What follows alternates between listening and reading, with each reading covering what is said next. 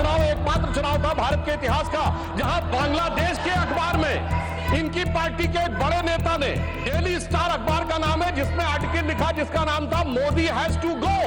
मैं पूछना चाहता हूं कांग्रेस के नेताओं को, बांग्लादेश के अखबार में ये लिखने की आवश्यकता क्यों पड़ी मोदी हैज टू गो, और इसका और जीत का क्या कनेक्शन है, ये मैं प्रबुद्ध सांसदों के विवेक के ऊपर छोड़ता हूं।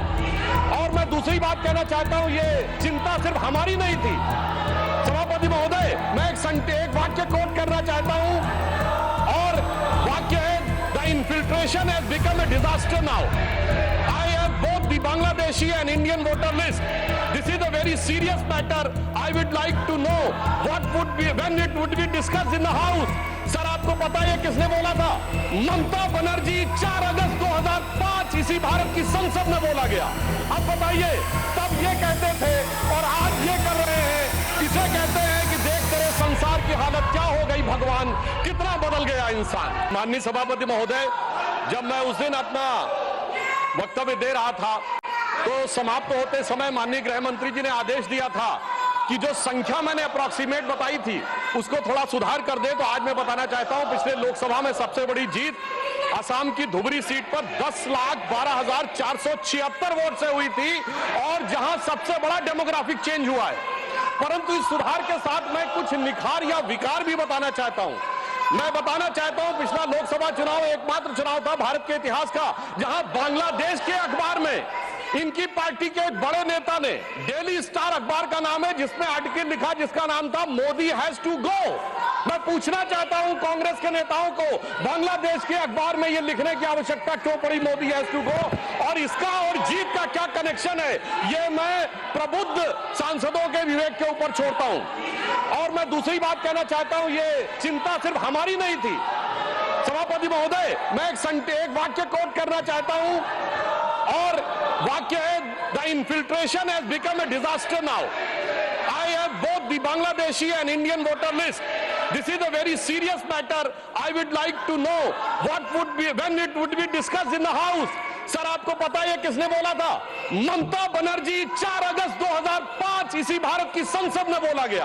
अब बताइए, तब ये कहते थे और आज ये कर रहे हैं। इसे कहते हैं कि देख तेरे संसार की हालत क्या हो गई, भगवान कितना बदल गया इंसान। अब मैं यह भी कहना चाहता हूं, इसी भाव के अनुसार जो पूरे संसद का विचार था, जब माननीय गृह मंत्री जी सीए का विचार प्रस्ताव लाए तो उस समय पूरे देश में शाहीन बाग बनाने का प्रयास किया गया और नाना प्रकार के आरोप प्रत्यारोप लगाए गए कि अमुक को क्यों नहीं दिया जा रहा है, दूसरे को क्यों नहीं दिया जा रहा है। तो मैं बताना चाहता हूं, जो लोग हमसे उस समय पूछते थे कि सीए का लेजिस्लेशन जो होम मिनिस्ट्री लाई थी उसमें परसिक्यूशन क्यों नहीं दिख रहा था, तो मैं उनसे कहना चाहता हूं, अब तो कम से कम बांग्लादेश की घटनाओं के बाद माफी मांगनी चाहिए कि परसिक्यूशन नहीं दिखाई पड़ रहा था जिन लोगों को। उनके लिए मैं अटल जी की कविता की वो पंक्ति कोट करना चाहता हूं कि जिनके लाशों पर पग धरकर आजादी भारत में आई, वो अब तक है खाना बदोश, गम की काली आंधी छाई। हिंदू के नाते उनका दुख कहने में तुम्हें लाज है आती, तो सीमा के उस पार चलो सभ्यता जहां कुचली जाती। मगर अफसोस की बात यह है सभापति जी, जब ये सीमा के पार जाते हैं तो क्राइम अगेंस्ट ह्यूमैनिटी शब्द गाजा के लिए लिखते हैं अपने ट्वीट में, बांग्लादेश के लिए नहीं लिखते हैं। उससे भी साफ समझ में आ जाता है कि सीमा के पार इनकी दृष्टि कहां और किस रूप में आती है। अब मैं यह भी बताना चाहता हूं, जो हमारे साथी ने कहा कि गृह मंत्रालय हस्तक्षेप कर रहा है किसी राज्य में, परंतु मैं बताना चाहता हूं गृह मंत्रालय ने हस्तक्षेप नहीं किया, राज्यों ने हस्तक्षेप किया है। गृह मंत्रालय में नागरिकता को लेकर कानून बनाना केवल केंद्र सरकार का अधिकार है और संबंधित मिनिस्ट्री है गृह मंत्रालय। और जब नागरिकता को लेकर सीए कानून बना तो एक नहीं अनेक राज्य विधानसभाओं ने उसके विरुद्ध प्रस्ताव पारित किया। तो अपने फैक्ट को चेक कर लें, यह गृह मंत्रालय में राज्यों का हस्तक्षेप था, विपक्षी राज्यों का, और इसी के साथ साथ संविधान के लिए भी बहुत बड़े खतरे की बात थी, क्योंकि केंद्र से पारित कानून के विरुद्ध कोई राज्य सरकार नहीं बोल सकती। हाँ, रही बात इसको जो इनके दिल में दर्द है कि एजेंसीज के कारण बहुत से नेता जेल में जा रहे हैं, तो मैं याद दिलाना चाहता हूं सभापति महोदय, जो हमारी सरकार पर आरोप लगाते हैं, तो जब सोनिया जी और राहुल जी पे केस दर्ज हुआ था, अक्टूबर 2013 था, दिल्ली हाईकोर्ट के द्वारा हमारी सरकार नहीं थी। कनिमोझी राजा जी जेल गए थे 2011 में, हमारी सरकार नहीं थी। सुरेश कालमाड़ी जेल गए 2010 में, हमारी सरकार नहीं थी। शिबू सोरेन जेल गए 2006 में, हमारी सरकार नहीं थी। मधु कौड़ा जेल गए 2008 में, हमारी सरकार नहीं थी। मुलायम सिंह मायावती जी पे केस हुए 2004 में, हमारी सरकार नहीं थी। करुणानिधि जी जेल गए 2000 में, लालू यादव जी जेल गए 1997 में, झारखंड मुक्त मोर्चा रिश्वत काट 1994 में, और सर राजीव गांधी जी पे आरोप 87 में और एफआईआर 1990 में। मेरे भाई, हम लोग पढ़ाई किए से प्रौढ़ावस्था में आ गए, आप लोगों को अंदर बाहर कोर्ट कचहरी का चक्कर काटते देखते हुए, और फिर 2014 के बाद की पर्ची हमारे नाम की फाड़ रहे। मुझे लगता है ये बिल्कुल तथ्यों के विपरीत है। ईमानदारी से उनको आत्मावलोकन करने का प्रयास करना चाहिए, बजाय कि आरोप लगाने के ऊपर। हाँ, एक बात मैं जरूर कहना चाहता हूं, गृह मंत्रालय ने एक बहुत बड़ा काम इस कार्यकाल में जानते क्या किया? इस देश को वास्तविक रूप में सेकुलर बना दिया, समग्र रूप से सेकुलर बना दिया। सर, वो क्या था? 1976 में जब कॉन्स्टिट्यूशन अमेंडमेंट करके सेकुलर वर्ड जोड़ा गया कॉन्स्टिट्यूशन में, तो कश्मीर की विधानसभा ने उसे एक्सेप्ट नहीं किया था। इसलिए इस देश में एक ही राज्य था जो संवैधानिक दृष्टि से सेकुलर नहीं था। सर, 5 अगस्त 2019 को जब धारा 370 हटी, तो यह वास्तविक अर्थों में पूरा देश सेकुलर हो गया। इसके लिए मुझे लगता है गृह मंत्रालय को बधाई दी जानी चाहिए। और एक और मैं बात कहना चाहता हूं सर, अभी विश्व का सबसे बड़ा आयोजन कुंभ मेला हुआ। इसके लिए उत्तर प्रदेश की सरकार की तो प्रशंसा की जा सकती है, इसमें कोई दो राय नहीं है, परंतु यह भी सत्य है सर, इतना बड़ा आयोजन हुआ और किसी प्रकार की कोई अप्रिय घटना, एक दुर्घटनावश होने वाली उस भगदड़ के अलावा, क्या कोई गोली चली, कोई पटाखा फूटा, कोई सुरक्षा को लेकर अटैक हुआ? यदि ये नहीं हुआ तो मैं मानता हूं इसके लिए सुरक्षा एजेंसियों की सतर्कता और उसके लिए गृह मंत्रालय की जो सजगता थी वो भी बधाई का पात्र है। और वैसे मैं एक शब्द और कहना चाहूंगा सर, जो कुछ कुंभ मेले में दिखाई पड़ा था उसको कम से कम मैं निगेटिव बात न कह के पॉजिटिव बात कहना चाहूंगा।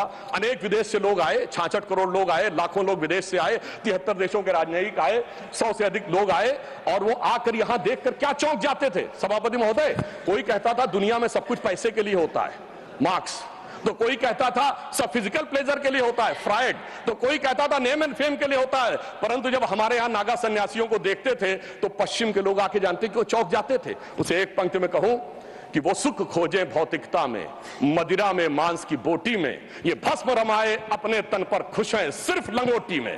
और सभापति महोदय, मार्क्स भी फेल, मैक्स वेबर भी फेल, फ्रायड भी फेल। कम से कम ये प्रेरणा देनी चाहिए भारतीय संस्कृति के बारे में। और परंतु मैं क्या कहूं, दुनिया की सबसे बड़ी कंपनी स्टीव जॉब्स के और एप्पल के, मतलब सबसे एडवांस कंपनियों में से एक, उनकी पत्नी लॉरेन पावेल भी आई और नाम भी उन्होंने कमला देवी रखा।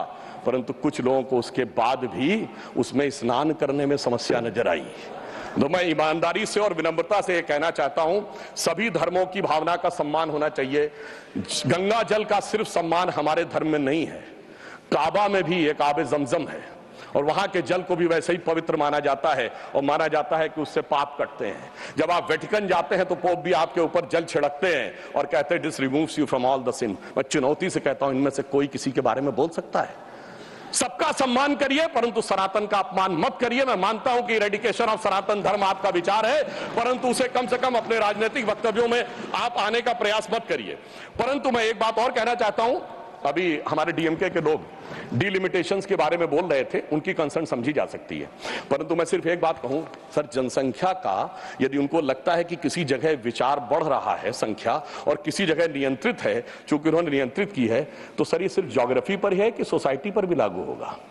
अगर किसी समूह ने, धार्मिक समूह या मजहबी समूह की जनसंख्या बढ़ी है और दूसरे ने नियंत्रित किया है, सर वहां पर तो नहीं चर्चा होनी चाहिए, सिर्फ ज्योग्राफी पे होनी चाहिए, सोसाइटी पे नहीं होनी चाहिए। और मैं ईमानदारी से कहना चाहता हूं, यदि विचार जनसंख्या नियंत्रण का कानून लाने का समर्थन करिए, तो मुझे लगता है इस विषय के ऊपर ईमानदारी से काम करने का प्रयास करना चाहिए। अब मैं एक और बात कहना चाह रहा हूं सर, टैक्स कहना चाह रहा हूं कि राज्यों का समन्वय भी केंद्र सरकार के गृह मंत्रालय के अंडर में आता है, परंतु राज्यों का समन्वय का विषय दोनों तरफ से होता है। राज्यों के ऊपर भी दायित्व है समन्वय का और केंद्र के ऊपर भी दायित्व है।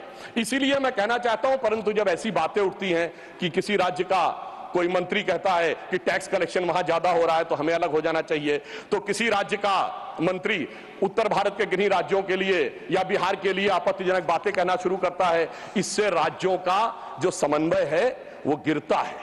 और मैं कहना चाहता हूं सर, समन्वय का सबसे दुखद उदाहरण था इसी संसद के एक सदस्य ने छत्तीसगढ़, राजस्थान और मध्य प्रदेश में हमारी जीत के बाद इस सदन के नहीं, दूसरे सदन के सदस्य ने यह शब्द बोला था कि भाजपा सिर्फ गोमूत्र वाले राज्यों में जीत सकती है। तो मैं उनको बताना चाहता हूं सर, जिनके की दिमाग में मैकाले और मार्क्स का वायरस भरा है, तो उन्हें बताना चाहता हूं कि गोमूत्र का anti bacterial, anti fungal, anti cancer के लिए मेडिसिनल पेटेंट है और पेटेंट का नंबर है 64100059। तो मैं कहना चाहता हूं, कृपया जाके अपने मन से मैकाले और मार्क्स का मैल साफ करिए, तो राज्यों में समन्वय बहुत बेहतर ढंग से दिखाई पड़ेगा। और मैं अंत में सभापति महोदय, सिर्फ मैंने जहां से बात प्रारंभ किया था वहां पे बात को समाप्त करता हूं। एक उदाहरण देना चाहता हूं। एक फिल्म आई थी एक दौर में जिसका नाम था वेडनेसडे, जिसमें नसीरुद्दीन शाह जी ने एक आम आदमी का रोल किया था और उसमें एक सर डायलॉग था जिसमें वो कहते हैं कि जब व्यक्ति घर से निकलता है तो हर 1-2 घंटे के बाद उसकी पत्नी पूछती है ऑफिस पहुंच गए कि नहीं, चाय पी ली कि नहीं, खाना खा लिया कि नहीं, वापस आ रहे हो कि नहीं। तो उन्होंने कहा वो इसलिए नहीं पूछती कि वो जानना चाहती है चाय पिया कि नहीं, खाना खाया कि नहीं। वो दौर था जिसमें वो कह रहा है कि वो इसलिए पूछ रही कि वो जानना चाहती तुम जिंदा हो कि नहीं, क्योंकि वो दौर था इनकी सरकार का जिस जमाने में घर से आदमी निकलता था, उसने कहा लगता है जंग पे निकल रहा है। तो ऐसा प्रतीत होता था कि मानो वो कह रहा हो कि उजाले अपनी यादों के हमारे संग रहने दो, न जाने किस गली में जिंदगी की शाम हो जाए। मगर उस शाम के बाद जो सुबह हुई है हमारी सरकार आने के बाद और जो गृह मंत्रालय ने किया है वो पूरे देश को दिखाई पड़ता है। तो मैं अंत में सर सिर्फ ये कहना चाहूंगा, मैं ये मानता हूं कि हमारे गृह मंत्रालय ने जो काम किया है वो संवेदना, संकल्प, समन्वय और सुदृढ़ता के साथ किया है। मणिपुर जैसे विषयों के लिए पूरी संवेदना से काम किया है, कश्मीर जैसे विषयों के लिए संकल्प के साथ काम किया है, राज्यों के साथ समन्वय के लिए समन्वय की भावना से काम किया है और आंतरिक सुरक्षा के लिए पूरी सुदृढ़ता के साथ काम किया है। और जब कठोर निर्णय लेने होते हैं और देश की सुरक्षा को लेकर कुछ कठोरता करनी होती तो कुछ लोगों को थोड़ा कष्ट जरूर हुआ होगा।